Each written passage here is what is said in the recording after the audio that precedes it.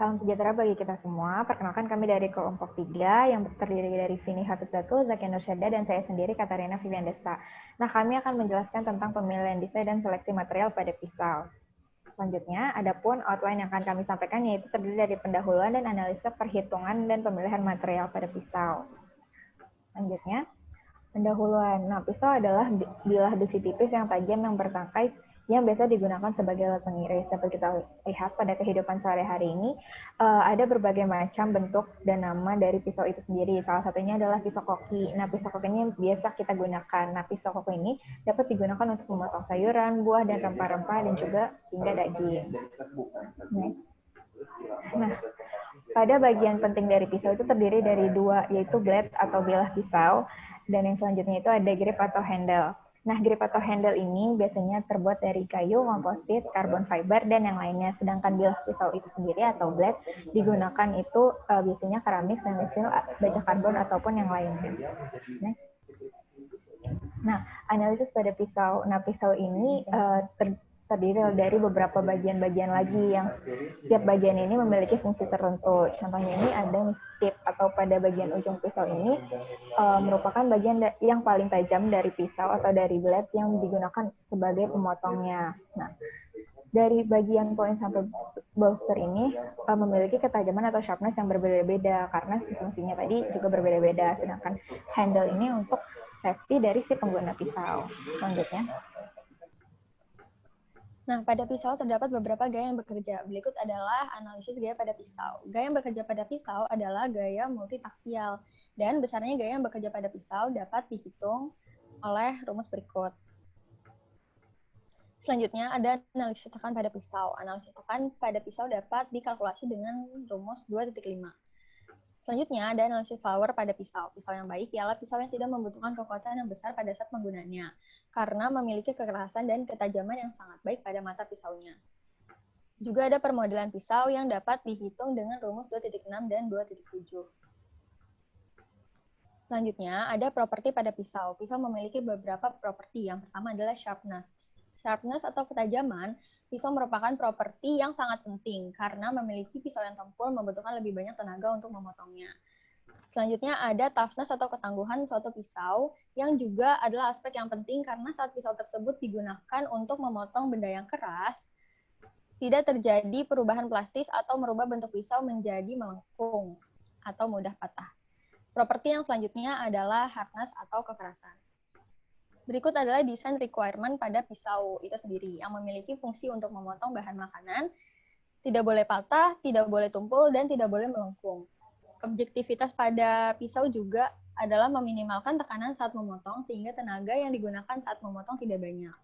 Variabel bebas yang digunakan untuk memilih material, blade, dan grip adalah hardness material, sharpness, dan toughness. Selanjutnya adalah analisa mengenai pemilihan materialnya ini sendiri. Dari pisaunya ini sendiri terbagi dari dua hal yang penting, yaitu bagian blade dan bagian dari handle atau grip. Untuk bagian blade ini sendiri, beberapa material yang bisa digunakan pada pemilihan material ini adalah stainless steel dan keramik. Pada blade ini kita pilih menggunakan stainless steel karena dari keramik ini sendiri, dia mempunyai sifat material yang cenderung getas dan mudah patah. Selain itu, penggunaan keramik pada pisau ini memiliki kekurangan, yaitu apabila pisau ini telah mengalami ketumpulan, maka pada bahan keramik tidak dapat dilakukan pengasahan kembali. Nah, selanjutnya untuk bagian handle atau grip ini, material yang kita pilih antara lain ada stainless steel dan wood atau kayu. Pada pendesainan pisau ini kita pilih kayu karena stainless steel ini membutuhkan biaya yang lebih besar dibandingkan kayu untuk digunakan dalam proses pendesainan pisau. Setelah kita memilih material, kita dapat menentukan proses apa saja yang dapat dilakukan pada pisau ini sendiri. Untuk pembentukan pisau pada bagian material logam, maka pembentukan pisau dapat dilakukan dengan forging ataupun sheet forming. Tapi di sini lebih banyak menggunakan sheet forming, oleh karena itu kita gunakan sheet forming. Selanjutnya, pada proses manufaktur pada pisau ini sendiri, di next slide, terdapat dari beberapa tahapan yang sangat penting. Yang pertama adalah tahapan dalam forming the blade, di mana pembentukan blade-nya ini sendiri adalah pembentukan kerangka dari pisaunya dan bagian yang akan menjadi dari handle atau gripnya itu sendiri dengan menggunakan metode sheet forming. Setelah dilakukan pembentukan dari blade-nya, maka dilakukan pelubangan dengan drills pada bagian yang akan digabungkan dengan handle. Setelah itu, pisau akan dilakukan hardening dengan menggunakan mesin hardening. Setelah menggunakan mesin hardening, maka proses selanjutnya adalah polishing dan sharpening. Polishing dan sharpening ini berfungsi untuk mendapatkan permukaan yang halus pada bagian blade dan pisaunya atau pisaunya itu sendiri dan menghilangkan residu-residu yang terdapat pada bagian permukaan. Proses polishing dan sharpening ini dilakukan dengan alat grinding yang berbentuk seperti pada gambar. Dan tahapan terakhirnya adalah honing, di mana tahapan honing ini adalah menggabungkan bagian dari handle atau grip pada pola pada blade itu sendiri. Nah, pada bagian honing ini menggabungkan kayu yang setelah memiliki lubangnya tertentu pada bagian handle yang telah dilubangi sebelumnya. Selanjutnya, untuk pada proses manufaktur ini sendiri, maka perlu memperhatikan faktor toleransi geometri. Pada faktor toleransi geometri, apabila menggunakan metode sheet forming, maka diperkirakan toleransinya itu sekitar 1 mm. Sedangkan untuk biayanya ini sendiri, karena kita menggunakan stainless steel, atau yang termasuk ke dalam carbon steel, maka kita memiliki biaya untuk perkiraan pembentukannya untuk 1 kg, itu adalah sekitar $1 per kilogramnya itu sendiri.